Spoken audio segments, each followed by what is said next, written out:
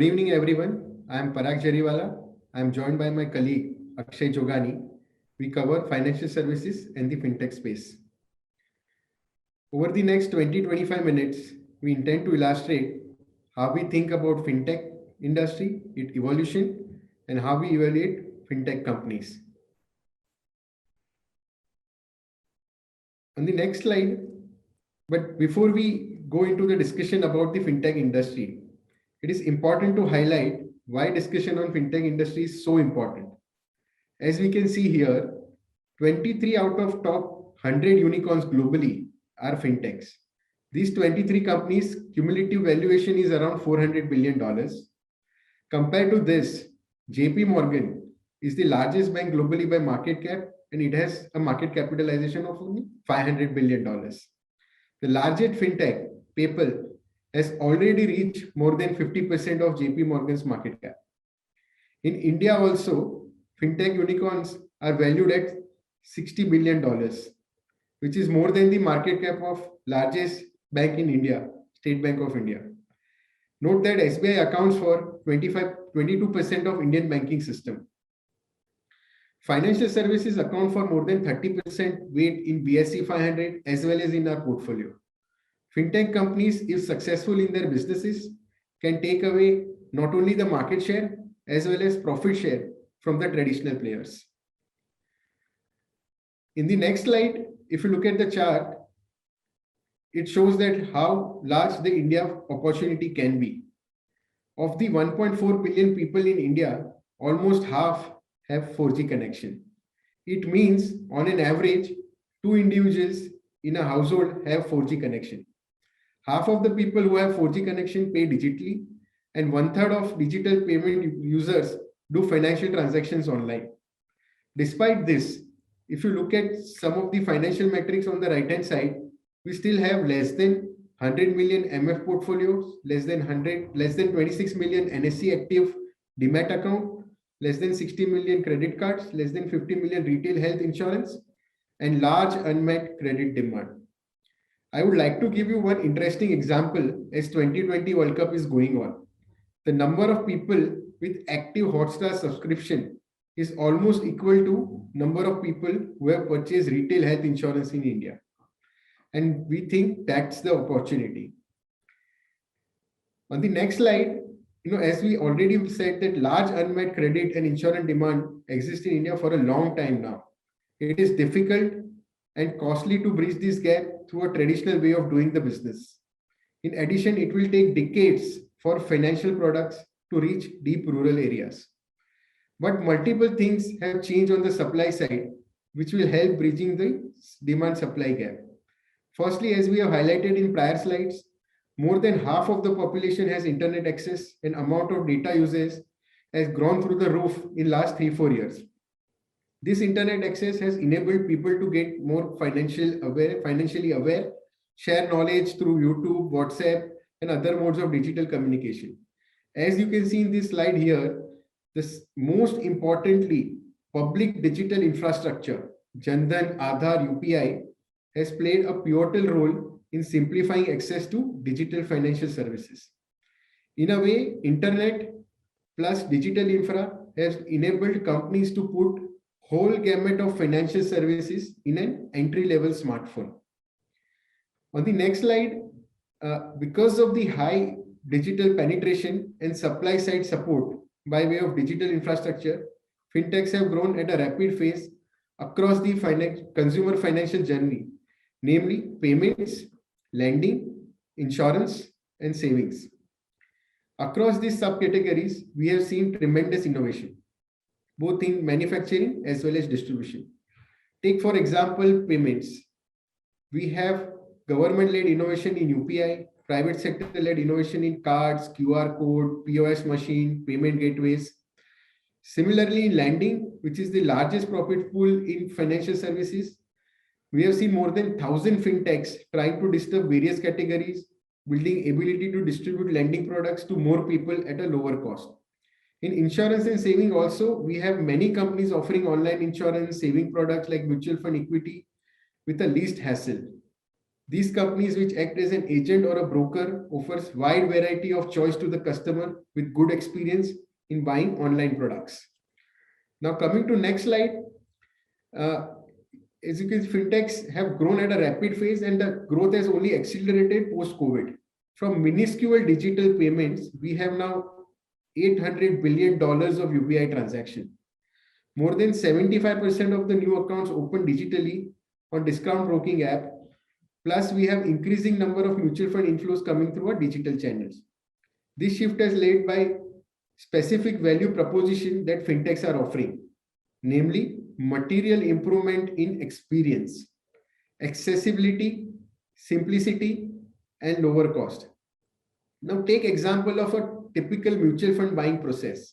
A decade ago, most of the mutual fund buying journey was largely driven by agent coming to your house, filling up the form, investor giving them a check, and then agent will go to AMC or RTA office to deposit the form.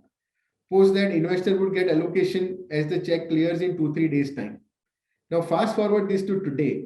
What you have to do is install an application, do 1-minute KYC, transfer funds through UPI, and in one click, your mutual fund buying process is over. Also think about opening a bank account. Even a decade ago, you have to go and visit a bank branch, share few documents. I still remember you have to carry 2 passport size photographs and bank would do the entire processing and your account will be get activated in probably 3-4 days time. Now fast forward it today, you can open a functionally operating bank account in a less than 10 minutes.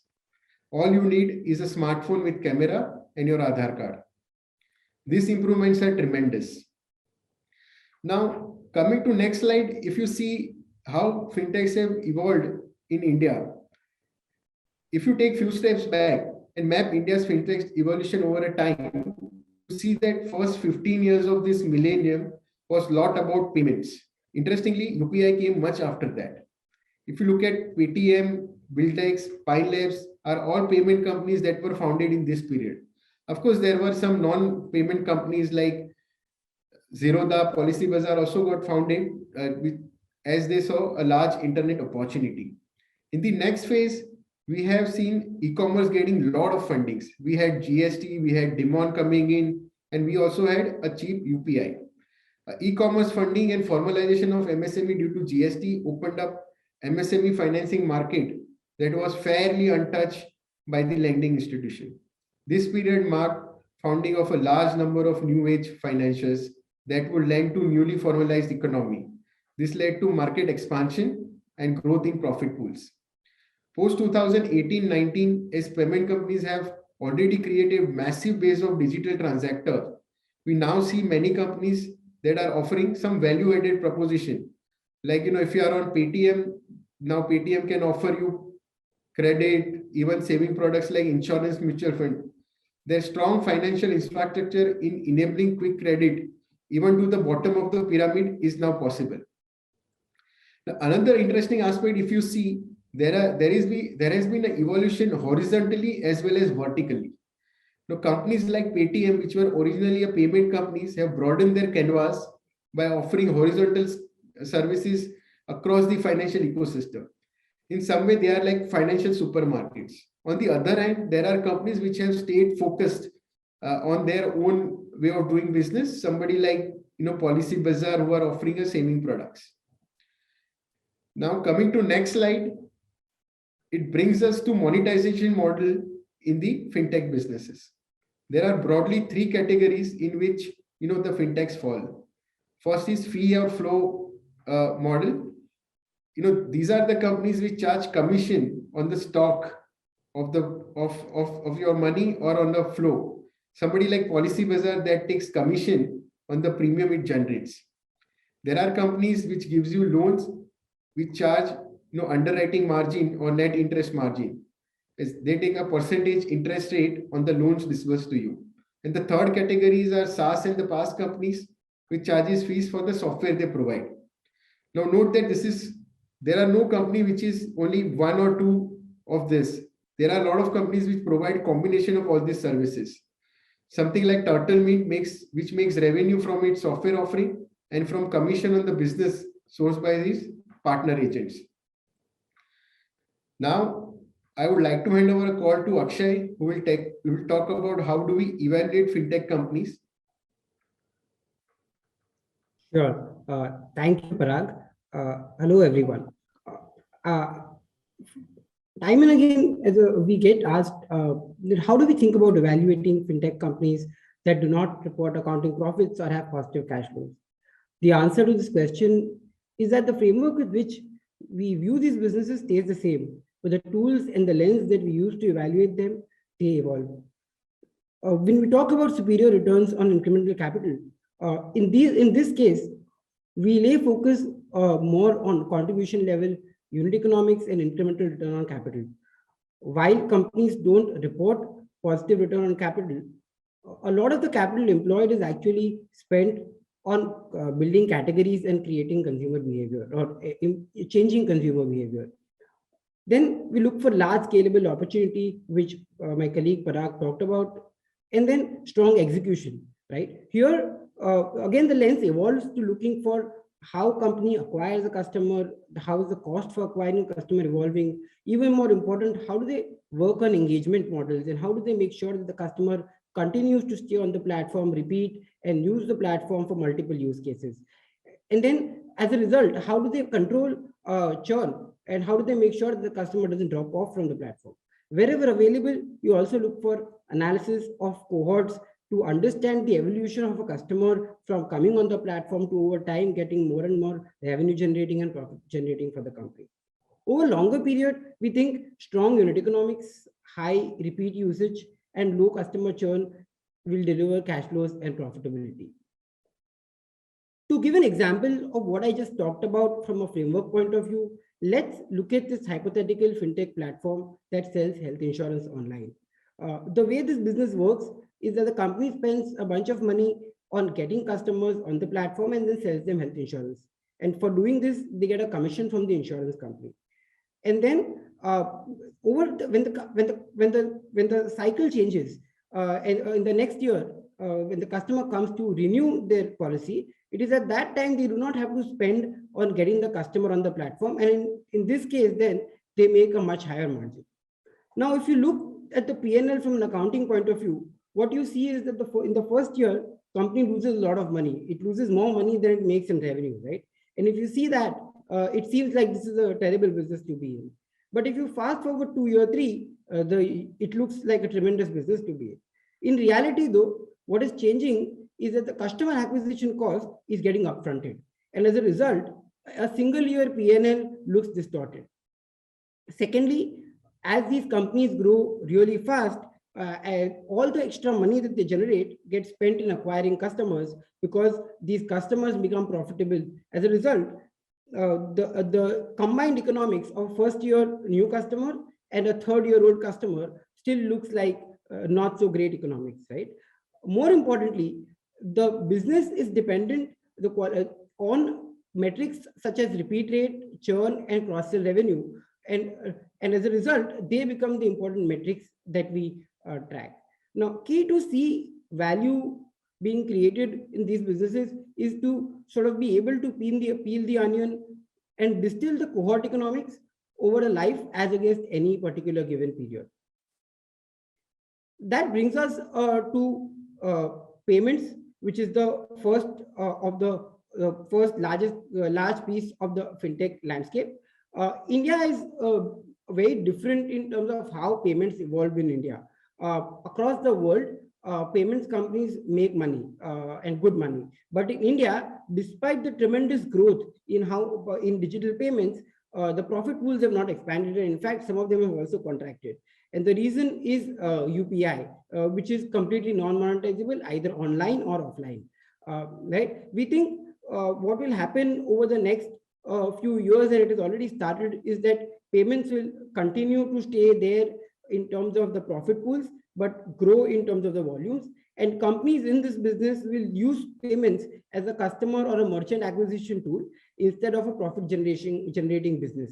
And then using acquiring these customers and acquiring these merchants, what they will do is, and they've already started doing, is give credit to the merchant give buy now, pay later solutions to the merchant, which the merchant can offer to the consumers, and even provide a software stack to run the business in an efficient format.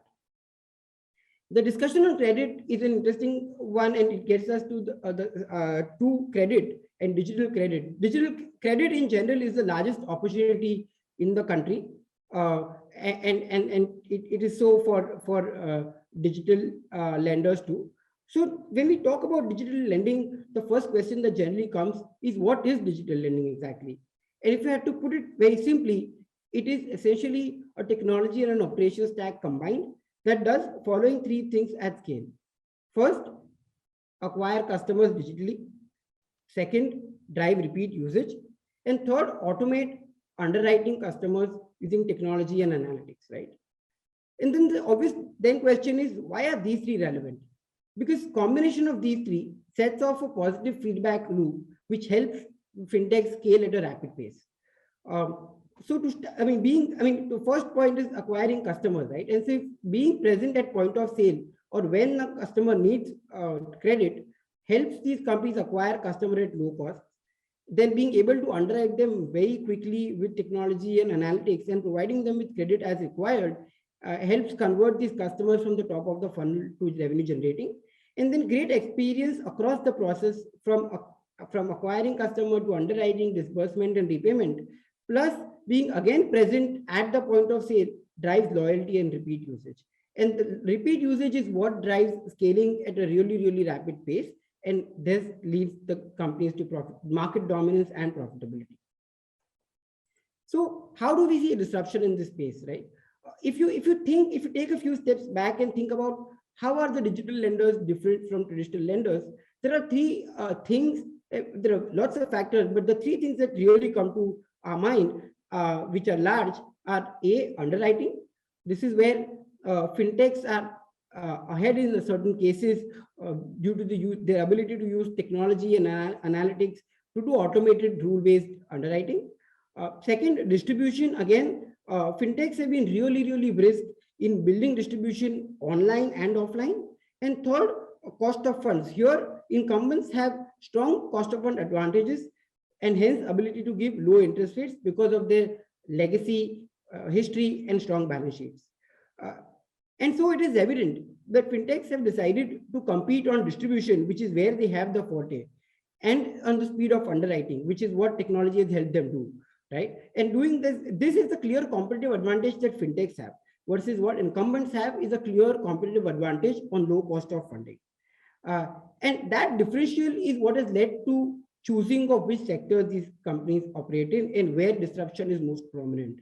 If you look at housing, for example, right, and on this graph is an interesting graph.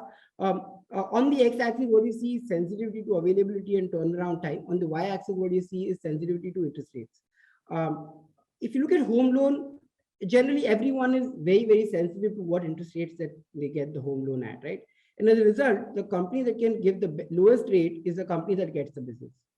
If you go to the other extreme and look at consumer durables loans, here sensitivity, especially to the subprime set of people, right?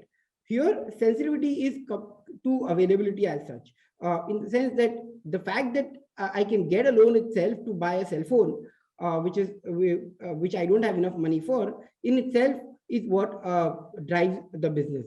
The rate of interest is not as relevant given the size of the ticket size and the amount of interest absolutely that has to be paid. And right, so if in that case, who we think or what will it take really to win? We think at the end of the day, lending business is going to be about ability to understand and price the risk correctly. And then on top of it, ability to acquire customers and get them to repeat, give them a great experience, right? If they do this, if companies are able to actually deliver on these three things, what will happen is that they will scale quickly, and as a result, and they will scale very profitably. And if they do that, then because of the growth in scale, they will be able to also work towards cost of fund advantages, and hence go into competing in areas where incumbents are far, far stronger.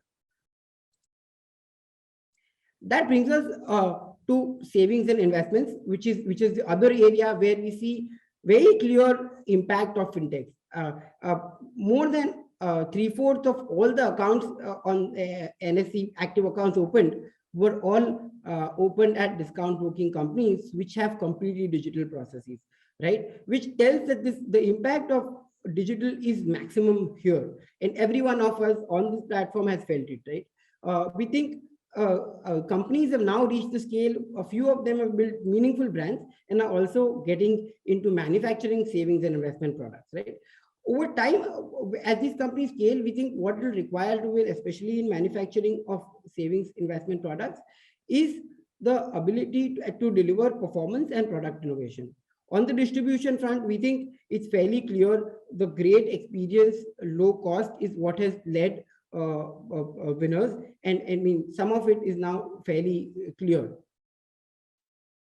That brings us to the last and the most peculiar piece of the fintech space. This is insurance, incredibly complex products, deep dependence on distribution channels, right? This is fintechs in general, interestingly figured out that the bottleneck in the insurance value chain is really not manufacturing, but distribution.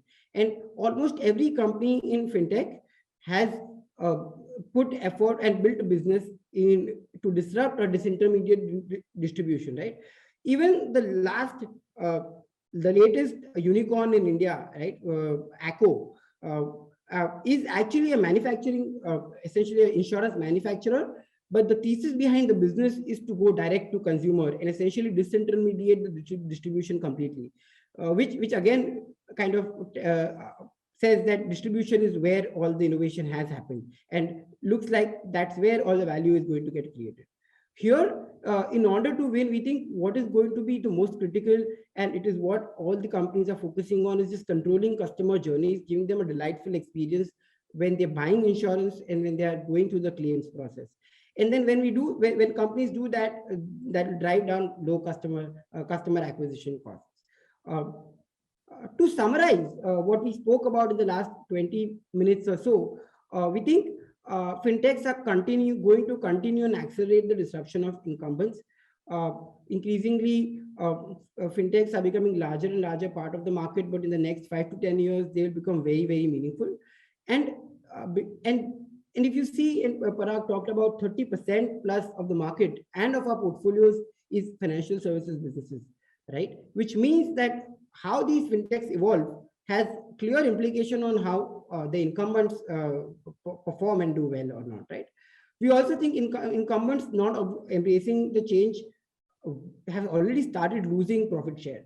And very, very clear example of this is retail broking industry, where discount brokers have completely, in a very, very short span, taken the market, right? That said, basic principles on how we think about valuing these businesses stay the same. However, what is really going to matter is being able to understand long-term cash flow generation and sources of those long-term cash flow generation potential, right? And so what we are focused on as a team is investing in fintech companies that are dominant, that have solid positive economics, and are present in large markets and are run by teams we think are credible and have ability to actually deliver.